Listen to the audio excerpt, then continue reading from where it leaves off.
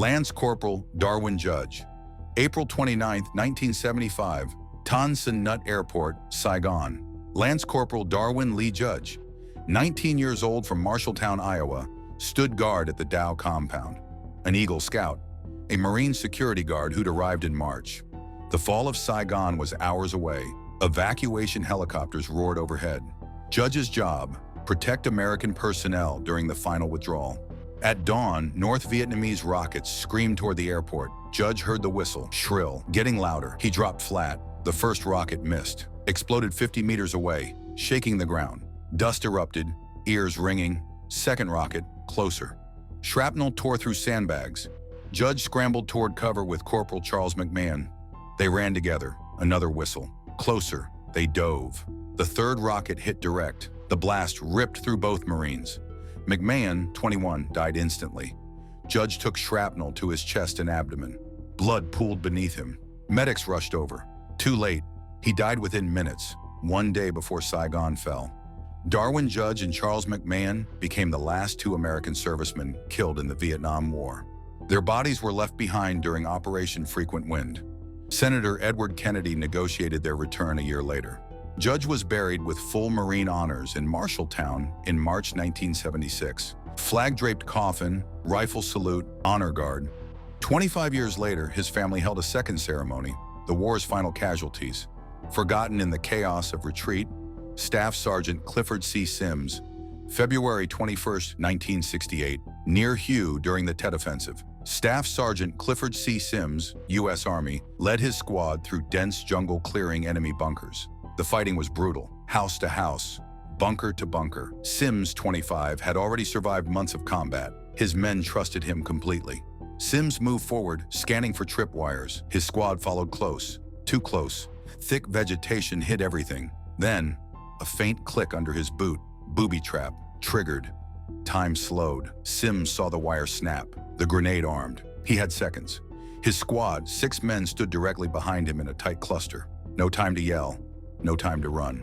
Sims threw himself forward onto the device. His body covered it completely. The explosion ripped upward through his torso. The blast muffled by his weight. Shrapnel tore through his chest, spine, and neck. He absorbed everything. Behind him, his squad stood frozen, untouched, alive. Sims didn't move again. Staff Sergeant Clifford C. Sims died instantly, but saved 6 lives. He was posthumously awarded the Medal of Honor for sacrificing himself to shield his men from the booby trap explosion. His citation reads, "Successful in protecting the members of his squad." Sims's family received the medal in 1969. He's buried in Port St. Joe, Florida. One moment, one decision. 6 men went home because of it. Captain Lance P. Sijan, November 9, 1967. North Vietnam.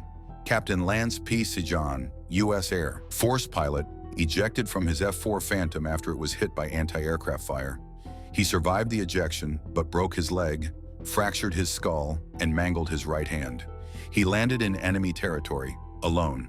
Sijan evaded capture for 46 days, crawling through jungle with a shattered leg, eating insects, drinking rainwater. His hand swelled, infected. Skull fracture caused constant headaches, blurred vision. He radioed for rescue twice. Both times, North Vietnamese forces closed in before helicopters could land. On Christmas Day 1967, he collapsed, too weak to move. North Vietnamese soldiers found him, dragged him to a prison camp. Sijan refused to give information beyond name, rank, serial number. Guards beat him, starved him. He tried escaping, failed, recaptured, beaten worse. By January 1968, infections ravaged his body: dysentery, pneumonia, malnutrition. He weighed 90 pounds. On January 22, 1968, Sijan died in captivity. Captain Lance Sijan was posthumously awarded the Medal of Honor, the first Air Force Academy graduate to receive it. His citation honored his resistance as a POW and refusal to break under torture. Fellow prisoners testified he never stopped resisting, even while dying. Sijan is buried at the Air Force Academy Cemetery in Colorado. His story remains a symbol of endurance and defiance under unimaginable suffering.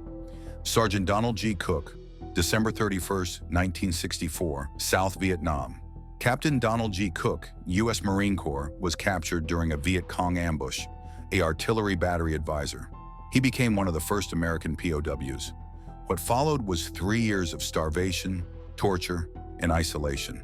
Cook was moved between jungle prison camps, bamboo cages, no medical care. Guards beat him daily, starvation rations, rice, dirty water. He contracted malaria, dysentery. His weight dropped to under 100 pounds.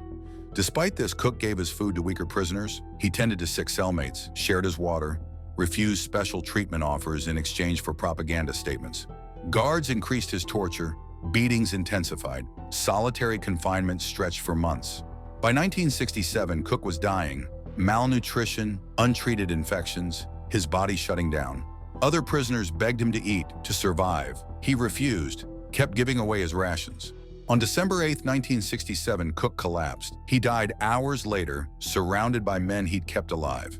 Captain Donald G. Cook was posthumously awarded the Medal of Honor for his actions as a POW, assisting fellow prisoners despite his own suffering. His citation noted he resisted enemy efforts to use him for propaganda purposes and helped others survive. Cook is honored at Arlington National Cemetery. Fellow POWs testified he saved multiple lives by sacrificing his own health. 3 years of torture he never broke. Private First Class Milton A. Lee, grenade hero at 20, April 26, 1968, near Phuoc Vinh. Private First Class Milton A. Lee, 20, U.S. Army, moved with his platoon through dense jungle. They were on patrol searching for enemy positions. Lee had been in Vietnam 4 months, still new, still learning how to survive. The ambush came fast. Enemy fire erupted from 3 sides. Lee's platoon hit the ground. Bullets tore through leaves overhead. Someone screamed, hit. Then, a grenade landed. It bounced once, rolled between 4 soldiers huddled together. Lee saw it. 3 feet away, fuse burning, 2 seconds left, maybe less. No time to grab it, no time to throw it back. The men beside him didn't see it yet. Lee lunged forward, covered the grenade with his chest and stomach. His body absorbed the full blast. The explosion was muffled, deadly only to him.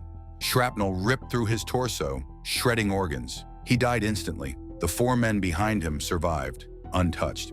Private First Class Milton A. Lee received the Medal of Honor posthumously for using his body to shield 4 comrades from a grenade blast.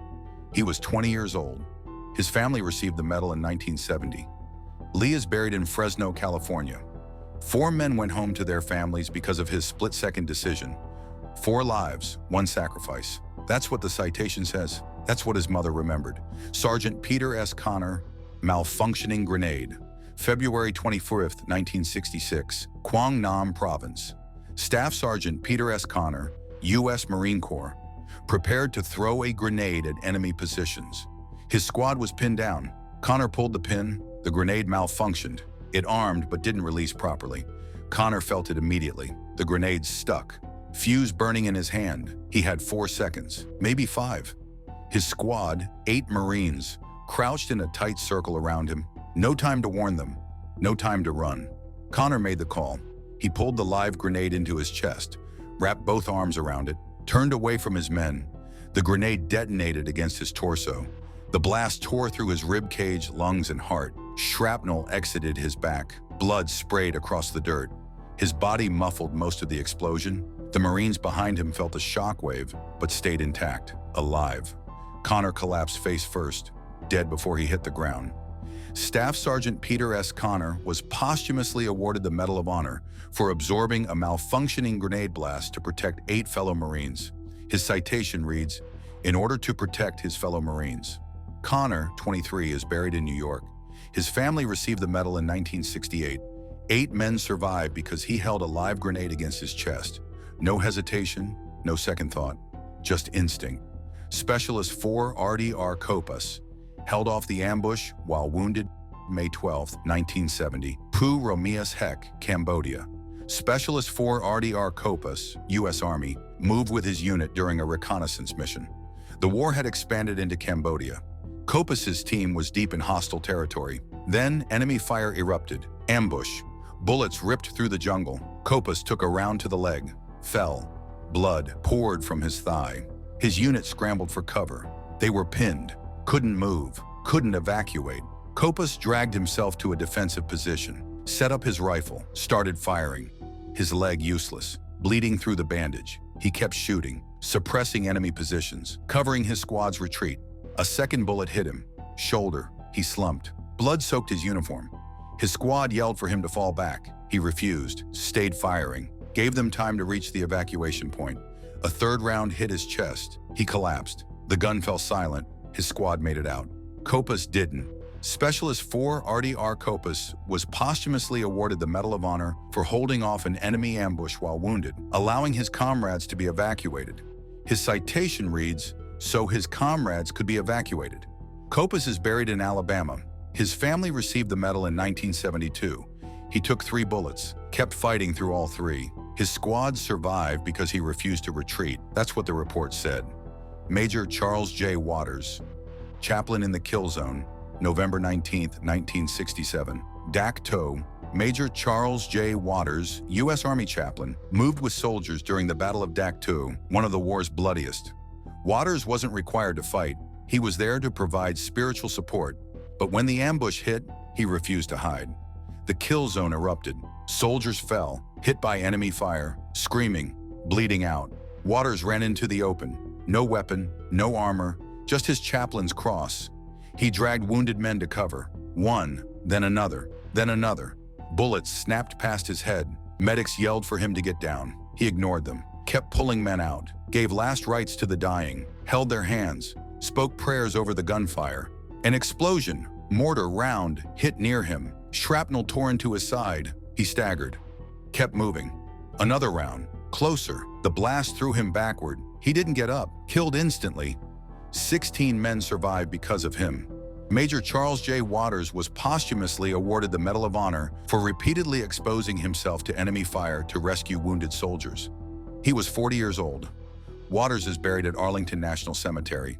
His citation reads, "Saved the lives of a number of his comrades." A chaplain, not required to fight, chose to anyway. 16 men went home because he ran into the kill zone unarmed.